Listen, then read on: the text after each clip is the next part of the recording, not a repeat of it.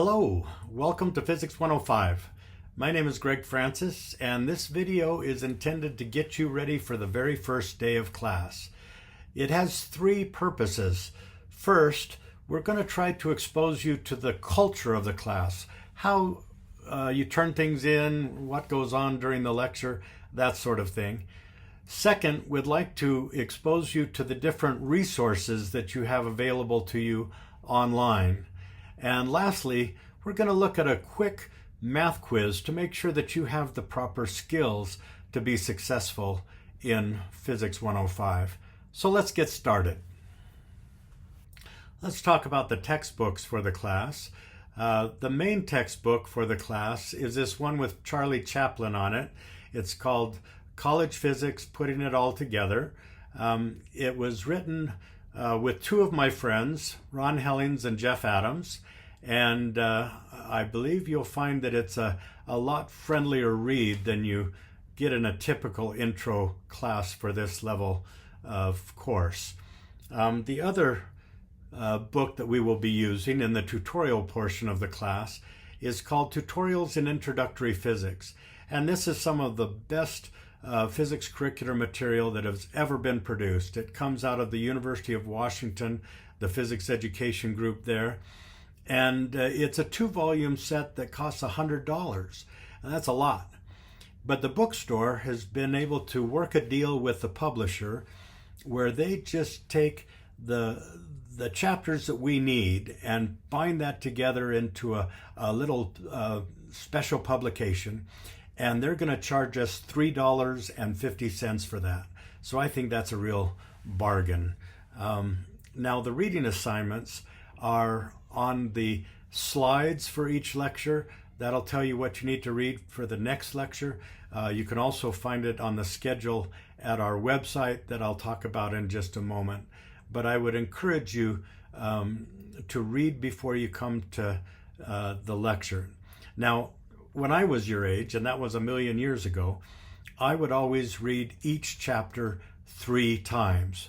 I would read it once before the lecture in class, and then I would read it again before I tried to do the end of chapter homework problems, and then I would read it that last time, the third time, the night before the exam.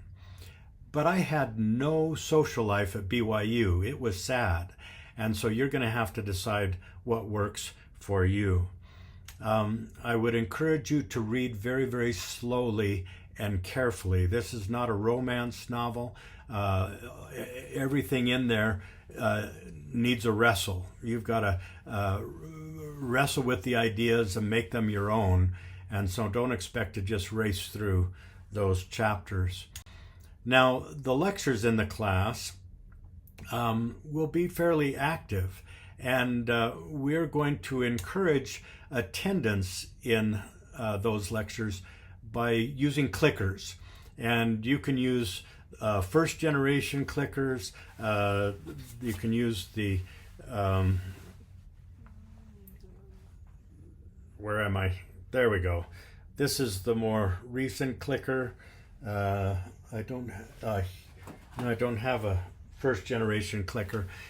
Anyway, whatever clicker you have is going to be just fine.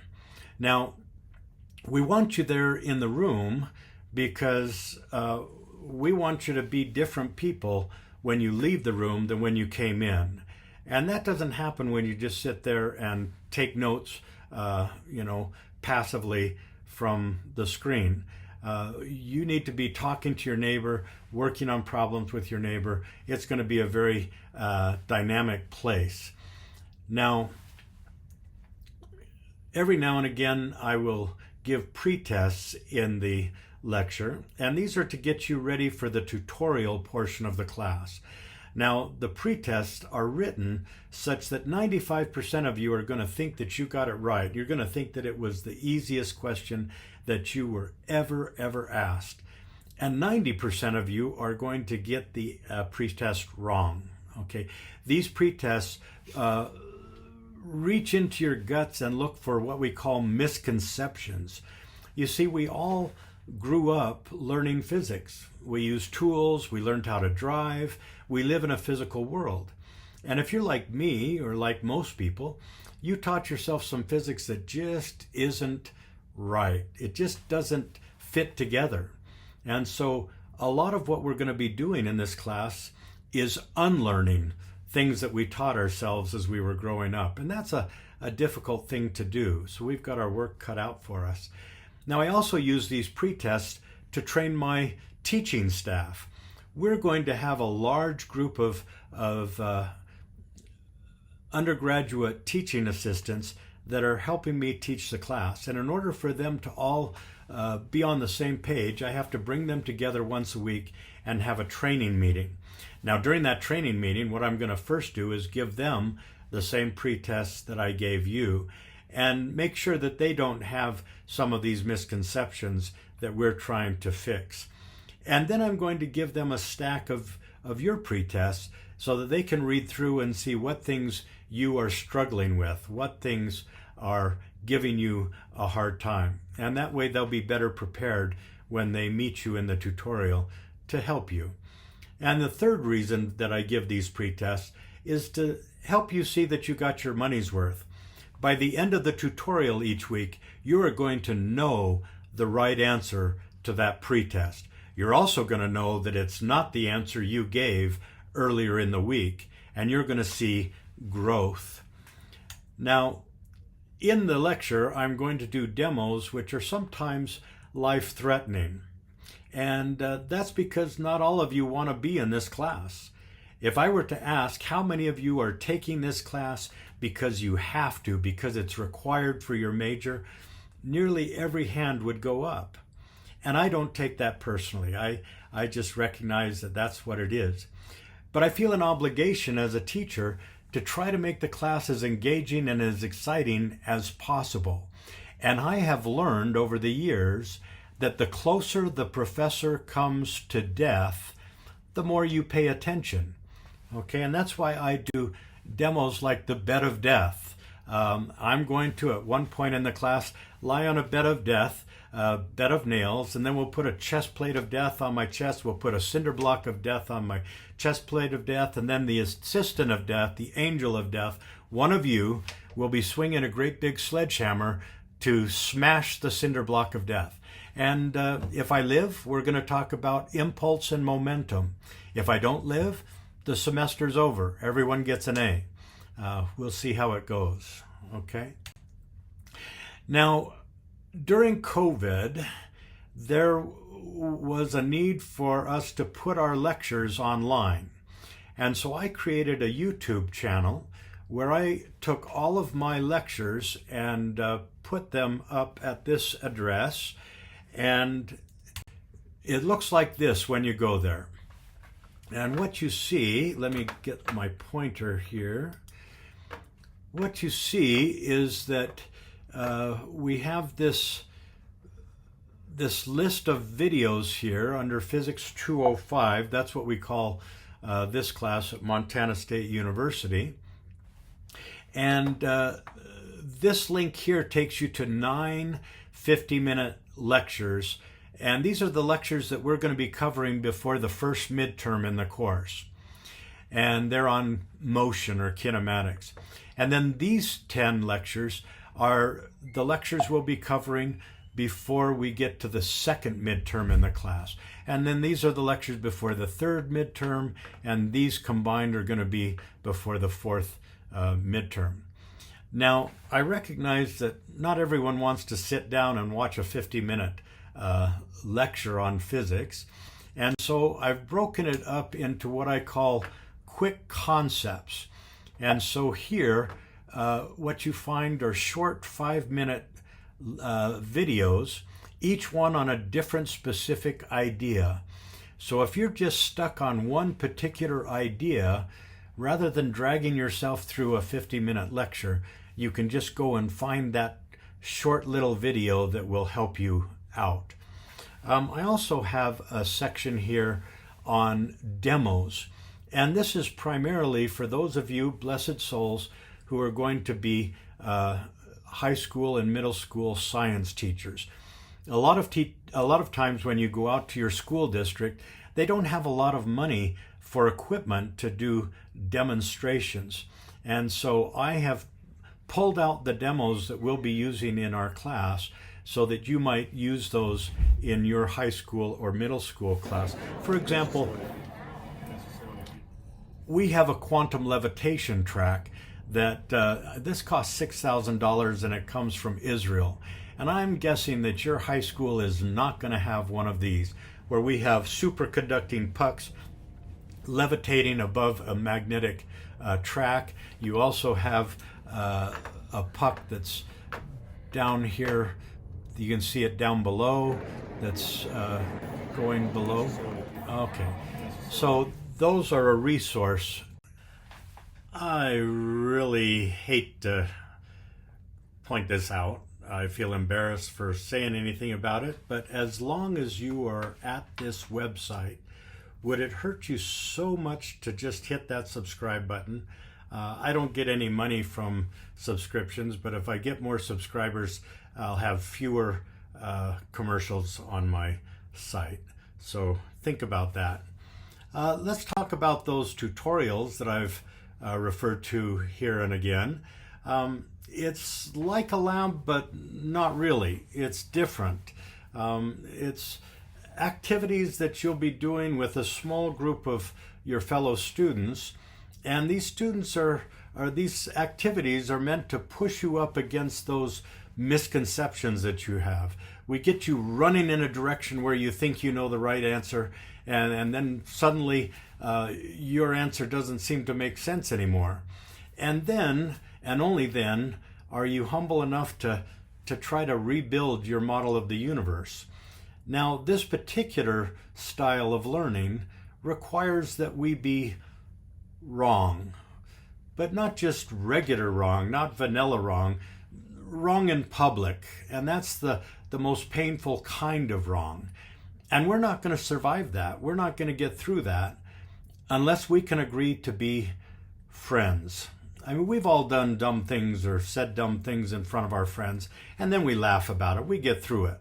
So if we can agree to be friends, and if we can agree that it's okay to be wrong, as long as we have an open mind and we're willing to change our point of view and learn, then I think we're going to get through this, and I think we'll feel good about it. Now, in this picture here, you see it's an older picture. We have 4 of my previous TAs pretending to be students, and one, the lady in the middle with the purple blouse, that's Michelle Larson. She's playing the part of the instructor. Now, the instructor should interact with you through what we call a Socratic dialogue. And that means that they will ask you questions to try to help you build the physics up from the ground so that you own it. Now, the last thing they should be doing is going to the board and lecturing. If they're doing that, they're not doing their job.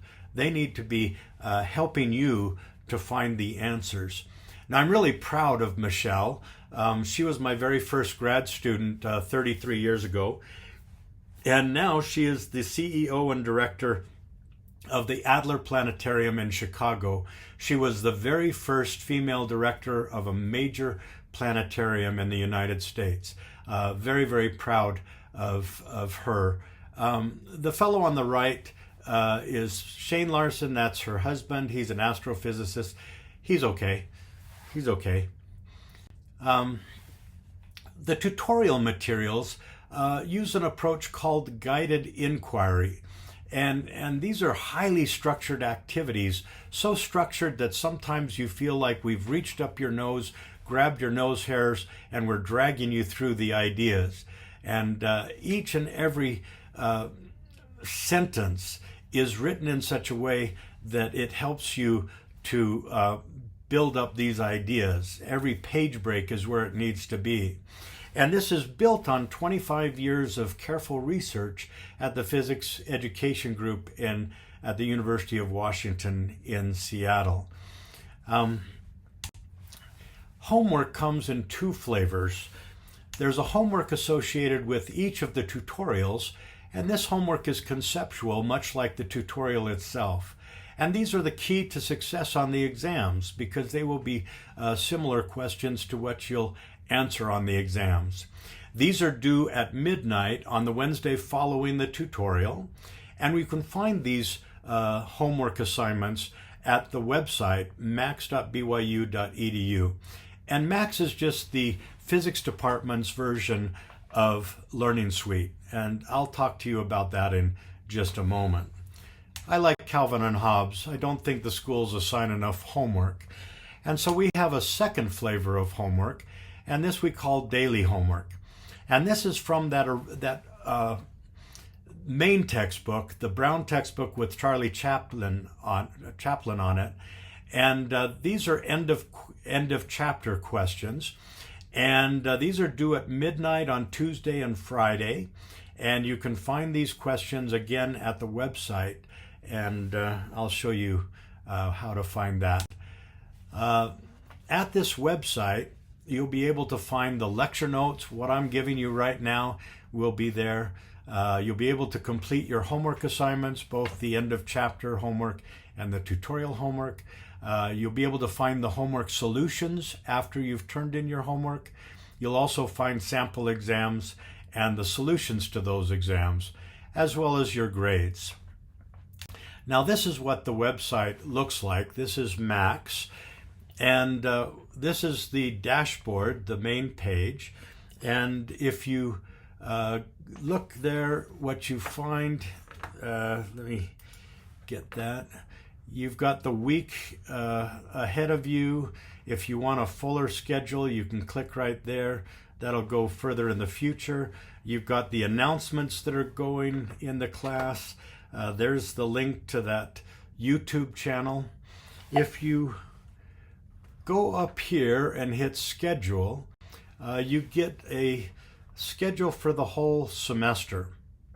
And on that schedule, you have links to your different assignments. Like this is the link to homework number 1 that is due at midnight on the first Friday of class. If we click on this link for homework number 1, it takes us to the homework itself. And there we can solve the problems and enter our answers here. And then we need to hit the submit button. Now, let me talk a little bit about that submit button. You can submit often as you're going through your homework. It will just essentially bank the questions that you've already answered. And so you want to hit that submit button after maybe every question that you answer. But you don't want to hit the submit button before the end of a question. In other words, if you just do part A and hit submit, in most of the questions, it's going to change some of the variables. It's going to change some of the numbers that you're working on in the problem. And then that's going to mess you up for parts B and C. And so what you want to do is you want to wait until you've done parts A, B, and C, and then hit submit. Now, it turns out that if you get something wrong, you can do the problem over again, and the second time you submit your answer, if you get it right, you'll get 100% of the points. If you don't get it right until the third time, you get 50% of the points, and if you don't get it right till the fourth time, you get 25% of the points. And so the process is fairly forgiving. Now, in addition to our end of chapter homework, we also have the tutorial homework that we can complete online. If you click that link, it will take you to the tutorial homework. And then also on this schedule, you find the dates when we are going to have the midterms. Now, the midterms this semester are going to be over at the testing center, and for each midterm you'll have 4 days to take that midterm, so you can plan your schedule accordingly. If you go back to the dashboard, on the left-hand side you'll see something called class notes, and when you go there, when you click on that, this is what you'll see. You've got the lecture slides that we use each day in lecture. We have the handouts that we're going to give in class. And then because some of us are going to have a hard time getting our textbook from Amazon or wherever we ordered it, I've put the first 2 chapters that we're going to be using at that location so that you won't fall behind. Now, if you click on this Intro to Physics 105, what you find there is this lecture, exactly the slides that we're going through right now. And that's why I don't think you should just sit there and copy down everything that I put on the screen, because it's going to be right there for you. You can pull this down before class and go through it at your leisure. Now, on this dashboard screen, there's also a place where you can register your iClickers. And again, it doesn't matter what generation of clicker you have. It also doesn't really matter when during the semester you register your iClickers. Theoretically, if you were to register your iClicker on the last day of class, all of the points, all of the attendance points that you had accumulated during the semester would come showering down upon your head like blessings from heaven. However, if you happen to lose that iClicker before the end of class and you haven't registered it yet, those points will be lost. So I would encourage you to register your iClicker as soon as possible. And then if you were to lose your iClicker, you can always get another one and you can register the second iClicker and continue getting points from that second iClicker, as well as the banked ones you had from the first one. Your grade is available at this website, but inasmuch as we don't have any grades to show yet, I'll just talk about it in the abstract. We have 4 midterm exams, each worth 14% of the course grade, to give a total of 56%. We have a final exam that's also worth 14%, and I should point out that this final exam is not really a final exam, except that it's given during finals week. It's really just the 5th midterm exam covering the new material that came after the 4th midterm exam. Now, we also have tutorial homework that's worth 10% of the course grade. Tutorial attendance is worth 5% of the course grade. The participation in the lecture with the iClickers is worth 5% of the grade. And then the end of chapter homework problems altogether is worth 10%, which gives a total of 100%. Now, I want to make a very important point, and that is that these are the big points. These are where your grade really happens. Okay, 70% of your grade is on these 5 exams. If I look at these other activities, those are little points, but you'll be spending a lot of time with these little points. Now, some people kind of take the wrong approach. They feel like the class is like an Easter egg hunt, and they just are collecting their points by going to class, going to tutorial. They go to the help center to make sure that they get the homework problems right. But they don't really prepare themselves for the exams by doing the homework themselves. Right before each exam, I always have students that come to me and they say, you know, I have no idea how to do this homework assignment. And I look online and I see they got 100%. So I say, well, it looks like you do understand it. And they say, well, no, I went to the help center and they walked me through it, but I really don't know where they got those equations. That's not helpful. If you're letting them do all your thinking, you're not going to be ready when it's just you and the paper in the testing center. So you have to struggle with those homework problems by yourself first. And then if you get stuck, go to the help center or go to my office and get unstuck. But you have to prepare yourself by wrestling with these ideas before you get to the exam. Now, the grading scale is something that I've developed over many, many years.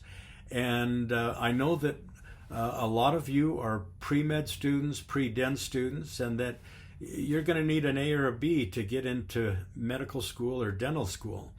And so I've built this grading scheme so that a high percentage of the class are going to end up with an A or a B. And as you see there, what we call an A in the class is anything 90% or higher, and an A minus in the class would be anything 85% and higher, and so forth. Now, office hours, every Tuesday and Thursday before class, I'll be here in this room at 9 o'clock, and that's your time. I'll just answer questions. You have questions on the homework, you have questions on the tutorial, you have questions about what the last lecture was about. Anything that you have questions about, I will answer those questions for that half hour before class begins. And then on Monday, Wednesday, and Friday, from 9 o'clock till noon, I'll be sure to be in my office, which is in the Science Building on the 3rd floor, north side, N355. And the doors just open. Come on in and ask your questions. Now, I want to point out that I have a very special appointment in the physics department. I was at Montana State University for 31 years. I was ready to retire. My wife was very ready for me to retire. We were going to just go and visit our 17 grandchildren. And then I got contacted by BYU, and they asked me to come down and talk to them about a position teaching you. Well, I came down, I talked to them, I went back and I talked to my wife, and we decided that no, we were not going to BYU. We were happy in Bozeman, Montana. It's a beautiful, beautiful place, and we loved our friends, we loved our house, everything about it we loved. And then we went to the temple and we prayed about it. And that was a mistake, because here we are. We sold our house, we moved all of our things, and made a new start for ourselves. And, you know, we're convinced that it's the right thing to do, that it's what the Lord wants us to do, and that I need to be here to help you learn physics. And because of that, I'm available all the time. I'm not in a lab doing research. I'm here to teach you. And so if you walk by my office and the door's open, and it always is, just come on in and ask me a question. If you want to make sure that I'll be in my office, then email me or text me or phone me. My phone number, my cell phone number, is in the syllabus. You have that, put it on speed dial, okay? The afternoon class is going to be taught by Dr. Adam Benyon, and I don't know what his office hours are yet. I didn't get that information before making this video, but it should be listed in his syllabus, and you can find it there. So let's talk about that math test. I sent this out to you. It looks like that, and it's just 5 simple questions. And the way we're going to use this math test is like this. It's for you. I'm never going to collect this, okay? And I would like you to pause the video and try these problems. It should only take you 10 and 15 minutes. And then start the video up again, and we're going to go through these problems. Now, here's how you use the test. If, as we're going through the problem solutions, you got the answers right, you're going to be fine in this class. You're going to be just fine. If, on the other hand, you got some of the answers wrong, but as we go through the answers, you said, oh, yeah, I see where I did that wrong. I get what he's doing. You'll be fine. You'll be okay. But if, as I'm going through the answers, you have no clue what's going on, then you need to run, don't walk, to the administration building and drop this class, okay? And take an algebra class to get you ready for this class. Now, this is billed as a trig-based introductory physics class. And we're going to do a whole lot of trigonometry in this class. But it's always the same trigonometry. It's always the same two trig problems over and over and over again. And I'm going to show you how to do those two problems in just a few moments. Mostly what we do in this class is algebra. And algebra is all about solving for x, the unknown. And we solve for x by a simple recipe. Whatever you do to get x all by its lonesome, whatever you do to one side of the equation, you have to do to the other side of the equation. So let's look at these first three problems that are algebra problems. And the goal of algebra is just, getting the unknown, that x, all by its onesies.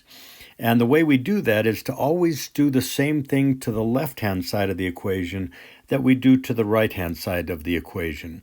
So if I want to get rid of that 4, I subtract it from the right, I have to subtract it from the left as well. And that leaves me with 8 on the left and negative x over 2. Now I can write that negative x over 2 as x over minus 2. And I can get x by itself by multiplying this right-hand side by minus 2. And I've got to do the same thing to the left-hand side. That's going to get x all by itself, and I get negative 16 over here. And again, I hope that you are bored silly at this point. That's where you're supposed to be, okay? Let's look at the second problem. 5 is equal to 6 over x plus 2. Now, this is a little different than the last problem in that the x, the unknown, is in the basement. We first have to get it out of the basement by multiplying the right-hand side by x plus 2. Well, we have to do the same thing to the left-hand side. That's going to get rid of that basement and leave me with 6 over here. Here I've got to multiply 5 by everything in the parentheses, so that's going to be 5x plus 10. Now this problem looks exactly like the last problem. We get rid of the 10 by subtracting it from both sides. And I get 5x is equal to negative 4. And then I get rid of the 5 by dividing both sides by 5. And I end up with x is equal to negative 4 over 5. Again, I hope that was easy for you. The last algebra problem we have is 21 is equal to parentheses x plus 2 times quantity x minus 2. The first thing we're going to do is multiply out the right-hand side. Well, x times x is going to give me x squared, and x times negative 2 is going to give me negative 2x, and 2 times x is going to give me positive 2x, and 2 times negative 2 is going to give me negative 4. Now the negative 2x cancels with the positive 2x, and I end up with 21 is equal to x squared minus 4. Again, I get rid of the negative 4 by adding 4 to both sides. And that's going to give me x squared on the right and 25 on the left. Now, that gives me x is equal to the square root of 25. And that's going to equal, well, some of you are shouting in your head 5. But actually, there are two answers. That could either be plus 5 or minus 5. Now, if you didn't get both of those, that's okay. That's the math answer. In physics, only one of those answers is going to make any physical sense. And we'll give you an example of that in just a few moments. but the math answer to this equation is that either 5 or -5 would solve the equation. Okay, now let's talk about trigonometry. For some of you, for many of you I'm sure, it's been a while since you've had a trig class. And believe me, it's been a long, long while since I've had a trig class. But we're just going to do right triangle trigonometry. We're not going to do any of the fancy stuff. And right triangle trigonometry means we're always going to have a triangle that has a 90-degree angle in it. And we're going to label one of the other angles, for example, 26 degrees here. And as soon as I label that angle, you know what the third angle is, because when you add up all the angles in a triangle, it's got to add up to 180. And since I've already used 90 here, these two have to add up to 90. So I know that this angle up here must be 64 degrees. Now we do some name calling. We call the longest part of the triangle, the part across from the 90 degrees, the hypotenuse, and I hope you're bored. Okay, this side that's touching the 26 degrees that I've labeled, we call the adjacent side, because adjacent means touching or next to. This other side that's across from the labeled angle, we call the opposite side. That's just name calling. Now if I take this small triangle and I put it on a Xerox machine and I hit the button that says make it bigger, bigger it, well, that's going to make that triangle bigger, every part of it bigger. Every part of that triangle is going to get bigger, except what?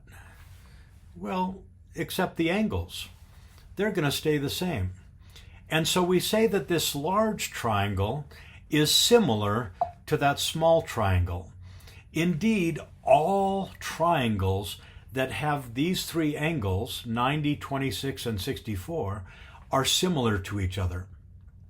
Now, if I had hit the button on the Xerox machine that said, make it twice as bigger, so that all the sides got twice as big, well then the adjacent side on the big triangle would be twice as big as the adjacent side on the small triangle, and the same for the other sides.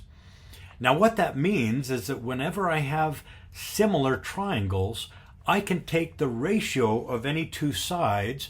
For example, if I take the ratio of the adjacent side to the hypotenuse, I'm going to get the same answer for that ratio whether I take the big triangle or the little triangle. And that's because the factor of 2 is going to cancel out. Now we call that ratio the cosine of 26 degrees. And if we plug that into your calculator, it should give you somewhere around 0.9. Now what I'd like you to do right now, humor an old man, okay?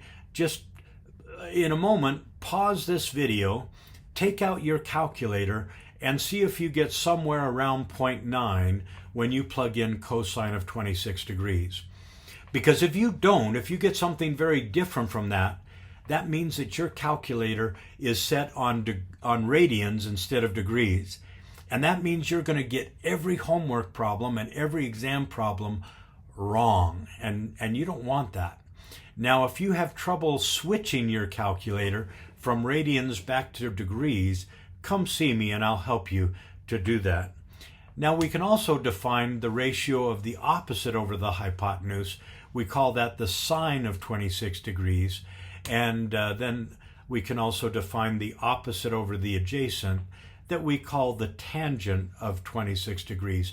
And these are the three trig functions that we will be using in this course. No other, just these three, just these three. And like I said, we're only going to solve 2 problems. The first problem is this one.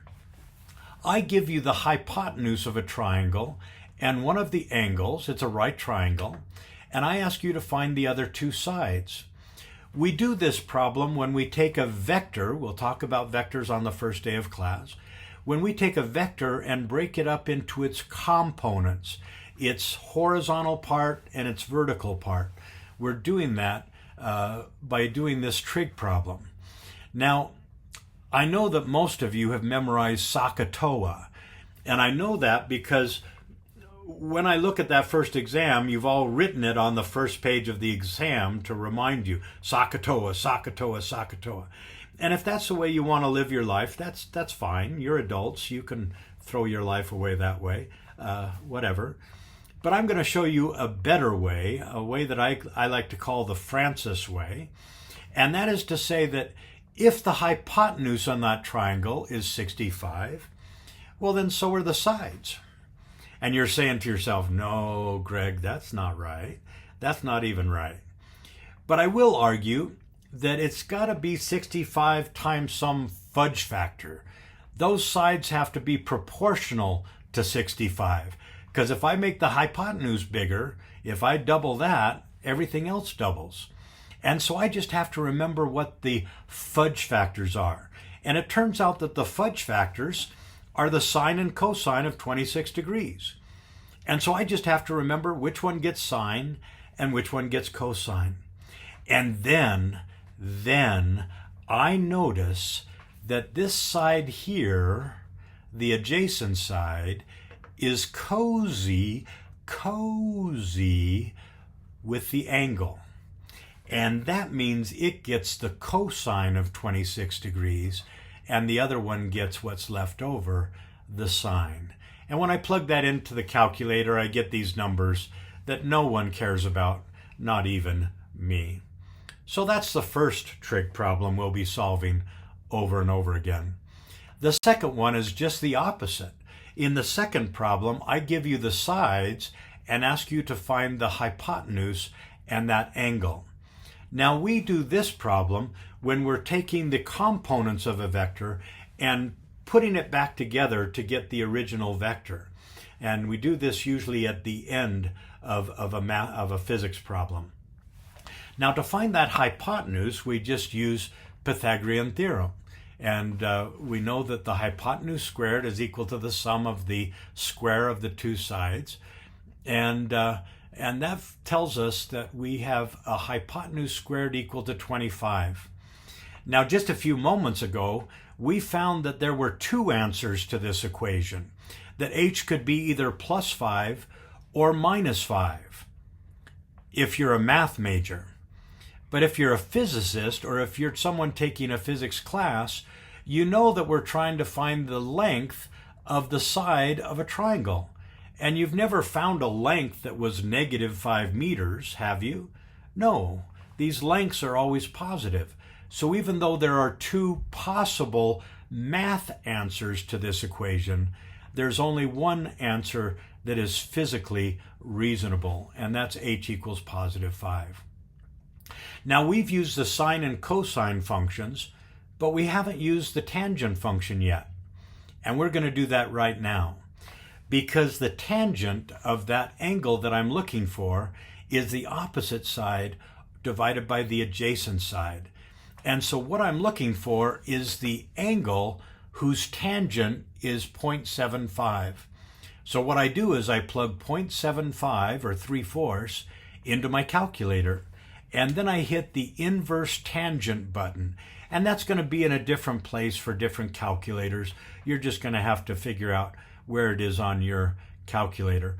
But for this particular set of numbers, 3/4, that angle is going to be 37 degrees. Now you're going to find that I use 37 degrees a whole lot in lecture and a whole lot on exams. And that's because the math turns out very simple. I call this a 3-4-5 triangle. Okay? If you want to make sure that you have a 90-degree angle on your deck, you just get a piece of string that's 3 feet long, a piece of string that's 4 feet long, and a piece of string that's 5 feet long, and make a triangle, and you'll be sure to have a 90-degree angle there. Now, because this is 37 degrees, this one up here is going to be 53 degrees. And that's another angle that I use a lot in lecture or on exams to make the numbers work out simple. And that's because I want you to learn the physics principles, and I don't want you to get bogged down in ugly numbers that are all messy. So I want things to be 3, 4, or 5, or 9, 12, and 15. These ratios like that. This last question, I hope, is just trivial to you. I hope everyone looks at that and says, oh, that is so simple. If I tell you that 4m1 is equal to m2, which is bigger? Is m1 bigger or is m2 bigger? Well, I hope your gut is just screaming out that m2 is bigger than m1 because it takes 4 m1s to make one m2. Okay, it's bigger. But I find from sad experience that a lot of people get a lot of problems wrong because they don't understand what that equal sign is telling them.